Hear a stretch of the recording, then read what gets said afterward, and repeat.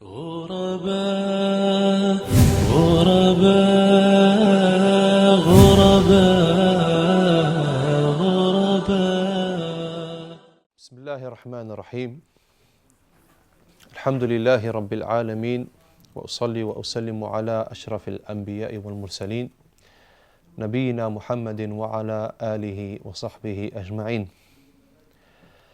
ثم أما بعد. This is an introduction to the Arabic language and to the book that we're going to discuss inshallah, and the book where we're going to learn from Al-Arabiyyah to Bayna Yadayk.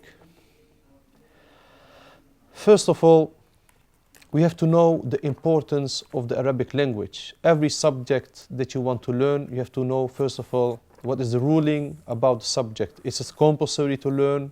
Is it recommended, and so forth and so on. So first of all, أيها الإخوة, we want to talk about the Arabic language. Allah subhanahu wa ta'ala said in the Quran, حاميم والكتاب المبين إنا جعلناه قرآنا عربيا لعلكم تعقلون. After saying حاميم, and حاميم, my brothers, we find a lot in the Quran, Hamim and Alif Lam Mim and so forth and so on. Like Ibn Kathir, rahimahullah, he said that these letters are only known to Allah subhanahu wa ta'ala, so we don't know the meanings of these letters. That is the correct opinion, wallahu a'lam. So after saying Hamim, Allah subhanahu wa ta'ala said, verily we have made it a Quran in Arabic, we have made it a Quran in Arabic that you might be able to understand in clear Arabic language. So Allah subhanahu wa ta'ala is praising here in this ayah the Arabic language. Surah Zukhruf, ayah number 1 until 3. Also, the scholars of Islam, when they talk about Arabic, like Shaykh al-Islam ibn Taymiyyah, they say that it's compulsory to learn. Learning the Arabic language is fard, compulsory. Shaykh al-Islam ibn Taymiyyah rahimahullah said, إن اللغة العربية من الدين ومعرفتها فرض واجب فإن فهم الكتاب والسنة فرض ولا يفهم إلا باللغة العربية وما لا يتم الواجب إلا به فهو واجب.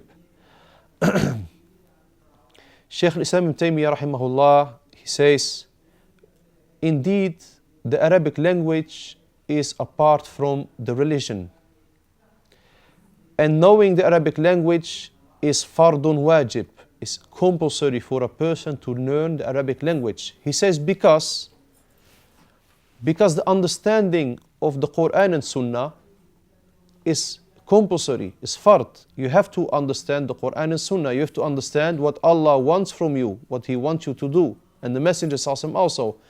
And it's not possible to learn this Quran and the Sunnah only by Arabic.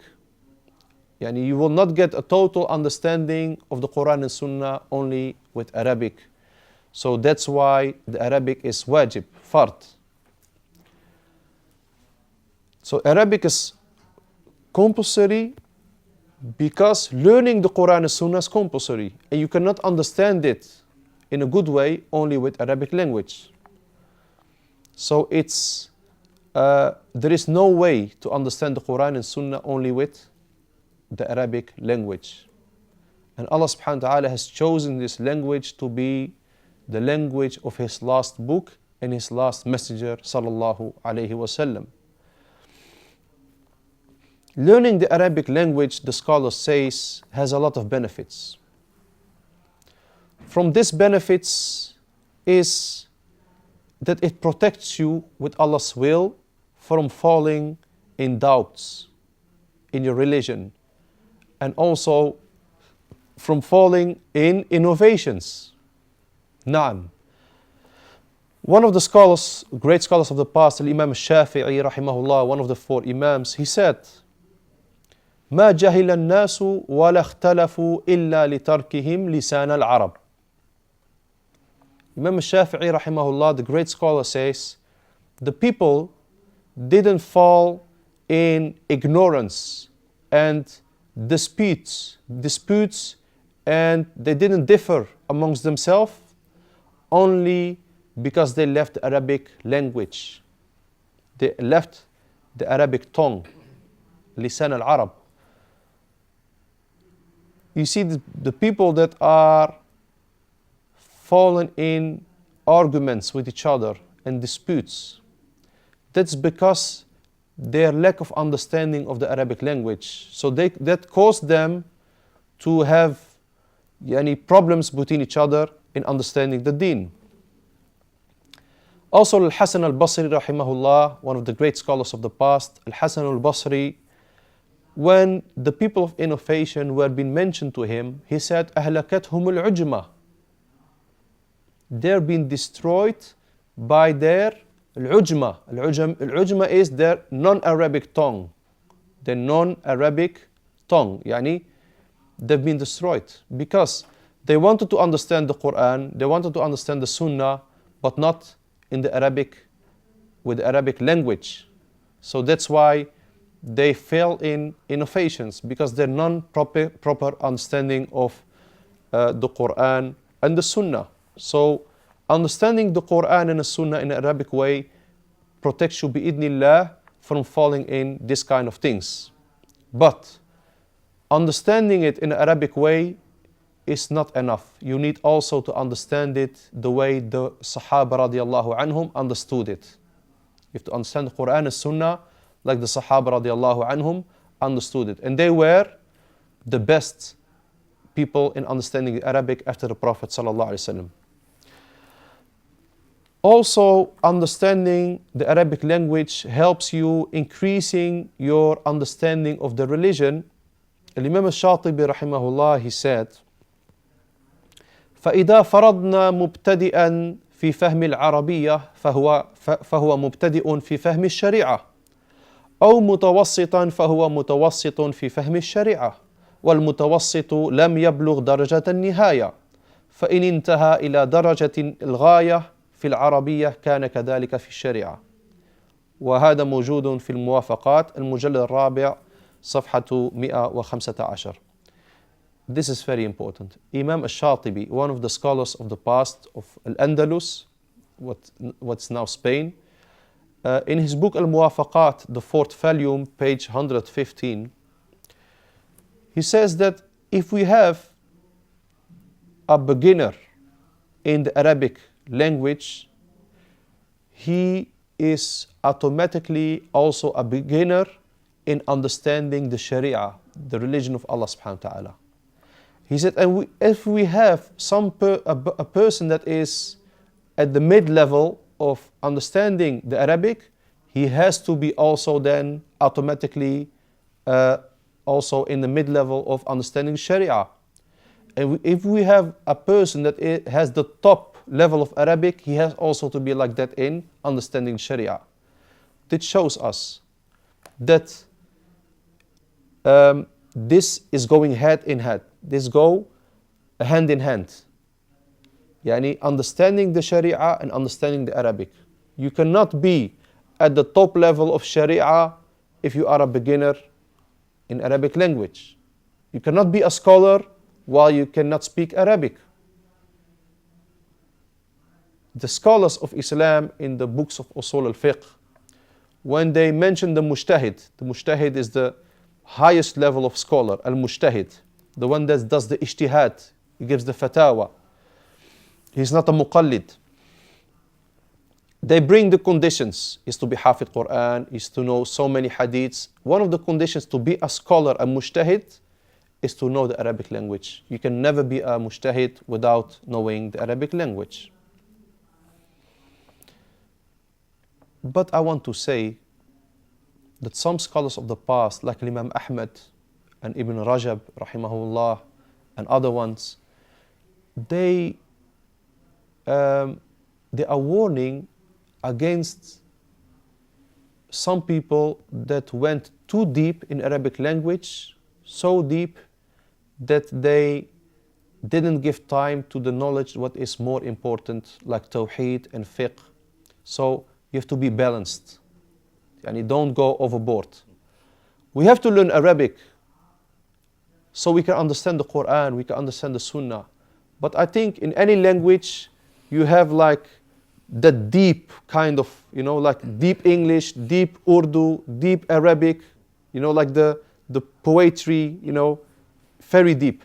So Imam Ahmad rahimahullah, we find that Ibn Rajab rahimahullah, he said, وَكَذَلِكَ كَرِهَ أحمد التوسع في معرفة اللغة وغريبها وأنكر على أبي عبيد توسعه في ذلك وقال هو يشغل عما هو أهم منه. يعني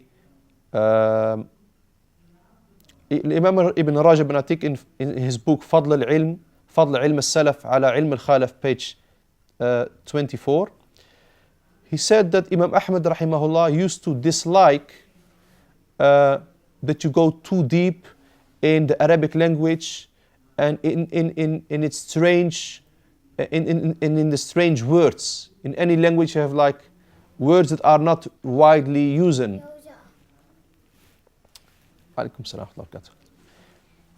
And he disliked, Imam Ahmad rahimahullah disliked the way Abu Ubaid, he was also a scholar, used to do. Abu Ubaid used to go so deep in the language that Imam Ahmad said, he used to dislike that, the way Abu Ubaid used to go in his Arabic language. And he said, Imam Ahmad said, هو يشغل عما هو أهم منه. It keeps you busy from that what is more important. We have Aqidah, we have Tawheed, we have Fiqh. So you have to learn Arabic, you have to give it your time. We are far from the level we have to be at in the Arabic language. So don't think, because I say this, that khalas, we have enough. No.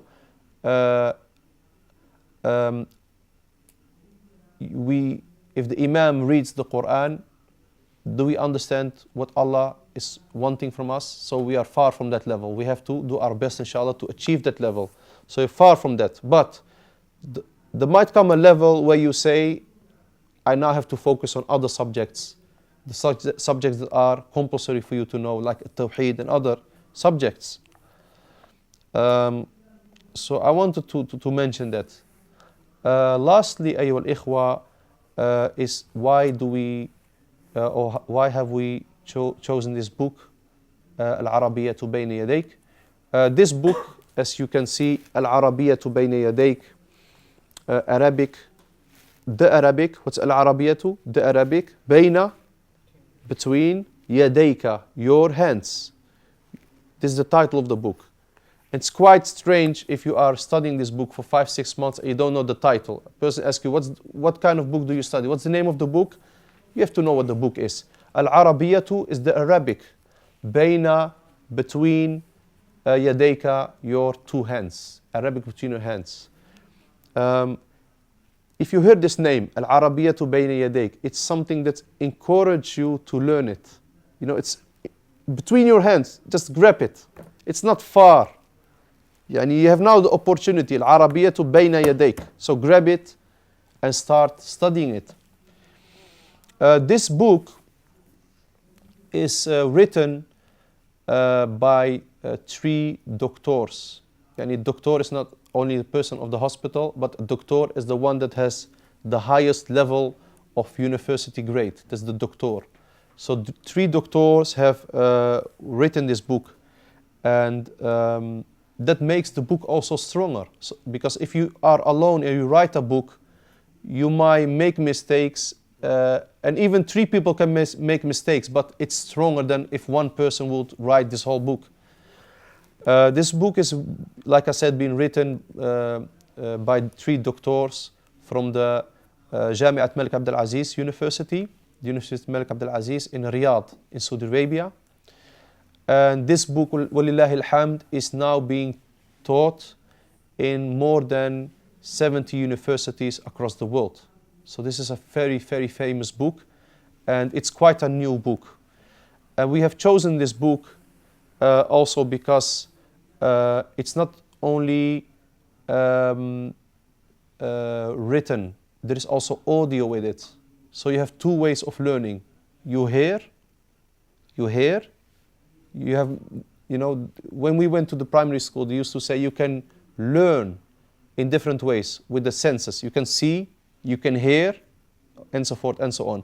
So by only seeing is powerful. But if you also hear, you hear the Arabic voices, because this book goes with the CD, that makes you much stronger. So this is, you don't find a lot of books where you can also have the CD with it or the tapes. Because in this book you can choose between tapes or CDs. So this is a very strong point of choosing this book, the CD, and that you are able to go home and put the CD and listen to the dialogues and how it's being spelled and how it's being pronounced. We chose this book also because of the many pictures in this book. It's full of pictures, and you know that it's very easy to learn the vocabulary if there is a picture with it. Then you're sure that this is a tree and this is a house and so forth and so on. Also, my brothers, this book, it teaches you Arabic in an Islamic way. So it gives you ayat from the Quran, it gives you hadith, it gives you Islamic history. So because I told you in the introduction, there is a connection between Arabic and the deen. Allah chose Arabic for His religion. So you find that back in this book. So I think this book is one of the best books I have seen for a beginner student, especially that this book doesn't start too quickly with the grammar. Some of the Arabic books for the beginners, you open the book, you start with a few letters, few words, and then they start directly in the grammar. And grammar in any language is quite difficult. Even English, any language. If you say to a student in the school, what subject you don't really like, he might say grammar. And some people, they like grammar, but starting too fast in grammar might make you desperate, give you a desperate feeling of not understanding. You might drop out at the end. So there are a lot of benefits in studying this book. So inshallah, we will inshallah go through this book inshallah with Allah's will. And if there are any questions, you can ask. No questions. No. Alhamdulillah. I hope it's clear inshallah. Kitab al-Talib means the student book. Okay, Kitab al-Talib, you said the front. Kitab al-Talib, student book. Be always aware if you want to buy this book that you have Kitab al-Talib, because you have also Kitab al-Muallim, the teacher's book. So if you order a book, be sure that's Kitab al-Talib, the student book. And be sure that it's yellow, because you have also the green and the blue one. That's book 2 and 3. You have also book 2 and 3. Oh. So be sure that's book 1, because there are 3 books. And they are working now to put it in 4 books, okay? Because there is a problem, a small problem now, and that is that the gap between book 1 and 2, this kind of gap between book 1 and 2. Brothers that finished book 1 and they went in book 2, they found some difficulties. Some, not all, some. So what they're going to do now, they want to close this gap, okay? So there will be, inshallah, it will be in 4 volumes, 4 books, inshallah, in the future. But after 1 or 1.5 year, like the employee of this company, I called them last month, and they said it might take 1 to 1.5 year to complete this project, inshallah. No, it's all in Arabic. The CD, like you might know, if you open the book and every tadrib or every exercise where you see the small tape, yes, there is where you can put the CD player. So if you see a small tape is there, there you use there the tape recorder. So all the vocabulary, all the dialogues are in the CD or in the tapes if you have the tapes, but they are totally Arabic. They are for the sound, yeah, the pronunciation. They are for the pronunciation, that you pronounce it well. Some teachers, they don't use the tape a lot or the CD a lot because they think it's quite faster to go, especially if the teacher can pronounce it properly, the vocabulary and the dialogues, so he might do it himself. But also very important, this book, if you put the CD on, one of the first things after the Bismillah ar-Rahman ar-Rahim is that this book is لغة العربية لغير الناطقين بها. It's very important. لغير الناطقين بها. This book is being written for the non-Arabic speakers. It's one of the most important things I wanted to mention, but I forgot it. This book is written for who? For the non-Arabic speakers. You might find a book in learning Arabic, but for the Arabic speakers. So it's more difficult to understand. So this book is specially written for the non-Arabic speakers. So that's why you see that this book is very spread in countries like Africa, and in Asia, and Indonesia, and Malaysia, and that sort of kind of countries. نعم. جزاكم الله خيرا وبارك الله فيكم وصلى الله وسلم على نبينا محمد وعلى آله وصحبه أجمعين والحمد لله رب العالمين. غرباء غرباء غرباء